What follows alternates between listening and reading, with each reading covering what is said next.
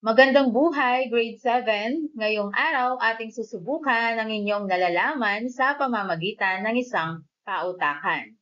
Ang gawaing ito ay naglalaman ng 3 rounds. Ang unang round ay ang easy level na may tig-1 puntos. Ang ikalawang round ay ang average level na may tig-3 puntos. Ang ikatlong round naman ay ang difficult level na may tig-4 na puntos. At sa bandang huli, mayroon tayong bonus level. Maaring balik-balikan ang video upang ma-review ang mga tamang sagot sa bawat katanungan. Handa na ba? Para sa round 1, ito ang unang katanungan. Ano ang tunguhin ng isip? A. Magpasaya, B. Katotohanan, C. Kabutihan, or D. Magsuri? Ang ating tamang sagot ay B. Katotohanan. Ang ating tamang kasagutan ay D. Kabutihan.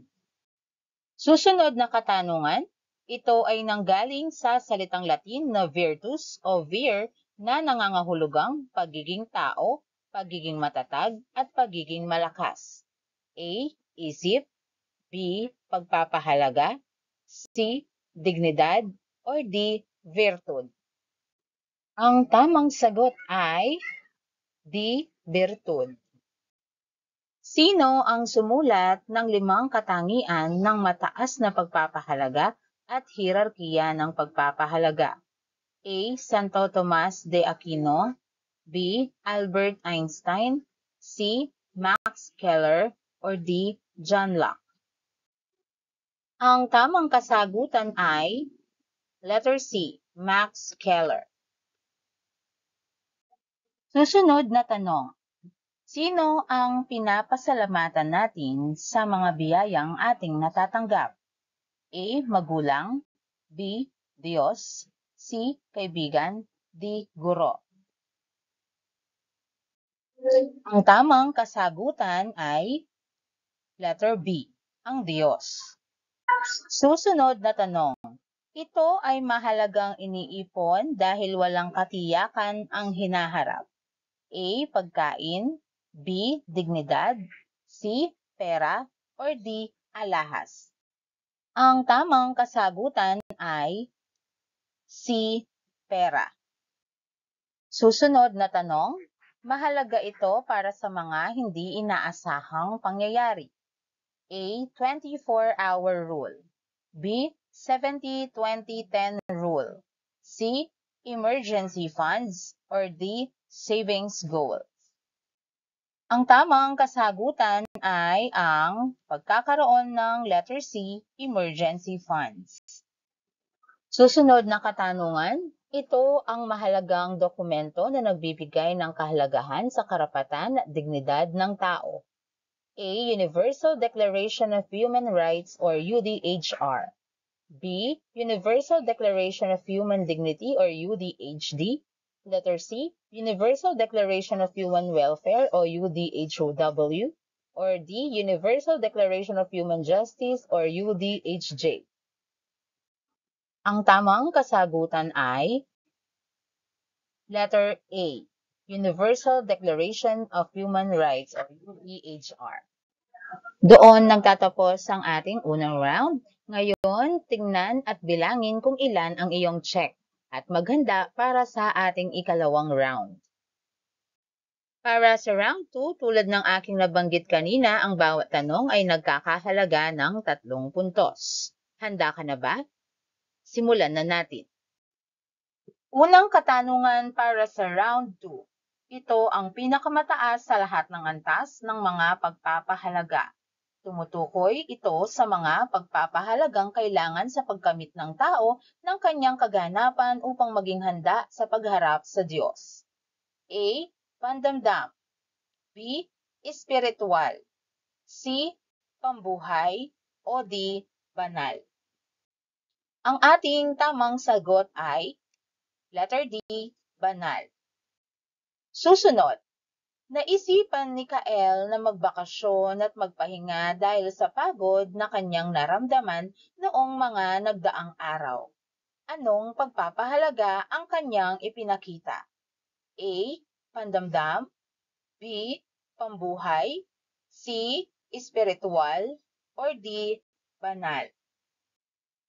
Ang ipinakitang pagpapahalaga ni Kael ay titik. B. Pambuhay.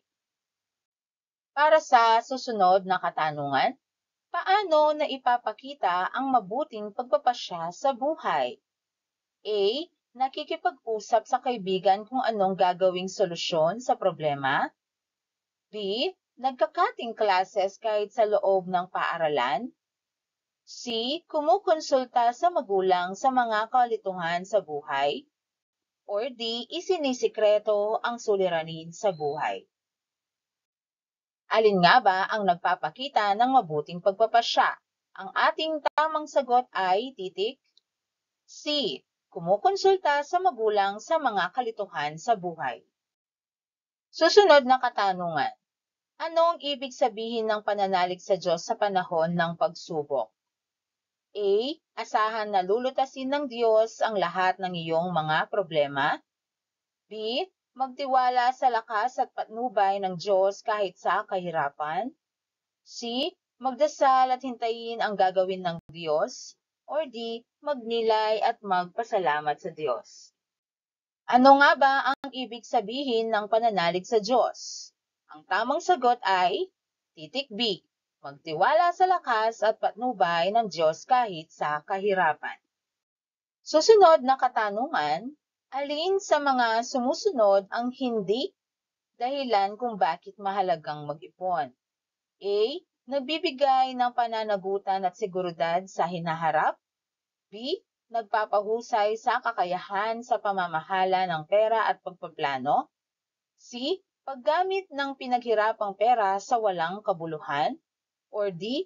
Nagpapalaya sa pagkakaroon ng financial independence. Ang hindi dahilan kung bakit mahalagang mag-ipon ay ang titik. C. Paggamit ng pinaghirapang pera sa walang kabuluhan sapagkat ang mga sumusunod ay nagpapakita ng mga dahilan kung bakit mahalaga ang pag-iipon. Susunod na tanong. Ito ay isa sa mga dahilan ng pagguho ng lupa sa mga kabundukan kaya ipinagbabawal ng pamahalaan ang pagsasagawa nito. A. Climate change. B. Global warming. C. Illegal na pagmimina. Or D. Pagsusunog ng bahay. Alin nga ba ang nagiging dahilan ng pagguho ng lupa na ipinagbabawal ng pamahalaan? Ito ay ang illegal na pagmimina, titik C. Para sa susunod na katanungan, alin sa mga sumusunod ang epekto ng kalamidad sa ekonomiya? A. Emosyonal na trauma at stress sa mga biktima. B. Pagkawala ng buhay at pinsalang pisikal sa mga apektadong individual. C. Pagkasira ng kalikasan. Or titik D. Pagtaas ng presyo ng mga bilihin at serbisyo. Alin nga ba sa mga sumusunod ang epekto ng kalamidad sa ekonomiya? Ang tamang sagot ay titik D. Pagtaas ng presyo ng mga bilihin at serbisyo. Ang susunod na katanungan para pa rin sa round 2, buong pagmamalaki ni sinuot ni Aldrin ang kanyang barong na gawa sa pinya. Anong tungkulin ang ipinapakita ni Aldrin sa pangungusap? A. Pagtatanggol sa bansa. B. Pagsunod sa batas. C. Paggalang sa karapatan ng iba. Or titik D. Pagmamahal sa bayan.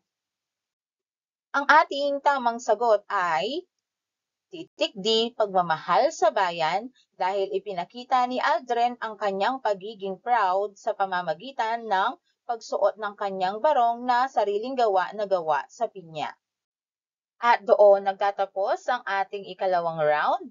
Ngayon, inyong bilangin ang inyong mga puntos. Ngayon, dumako tayo sa ikatlong round. Ang bawat tamang kasagutan dito ay naglalaman ng 4 na puntos. Ang ating unang tanong para sa round 3. Sa iyong pang-araw-araw na pamumuhay, may mga pagkakataon na ikaw ay kinakailangang magpasya o pumili. Paano mo maipapakita ang mabuting pagpapasya sa araw-araw na buhay? A. Kikilos ng nag-iisa para walang istorbong iba. B. Hindi na kailangan ang payo ng magulang. C. Kung ano ang naisip ay siyang gagawin. D. Pinag-aaralan muna ang bawat kilos bago gagawin. Ang ating tamang sagot ay pinag-aaralan muna ang bawat kilos na gagawin, titik D. Ikalawang katanungan, ano ang kabutihang maidudulot ng tamang paggamit ng isip sa paggawa ng pagpapasya ng tao? Titik A, nakikilala ang mga ugali ng tao sa paligid.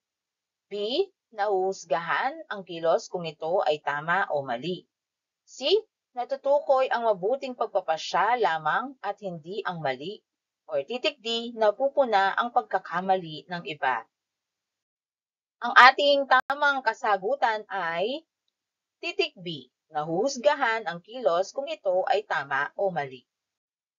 Para sa susunod na tanong sa round 3, ikaw ay inaanyayahan na sumali sa isang di kilalang organisasyon na inyong barangay.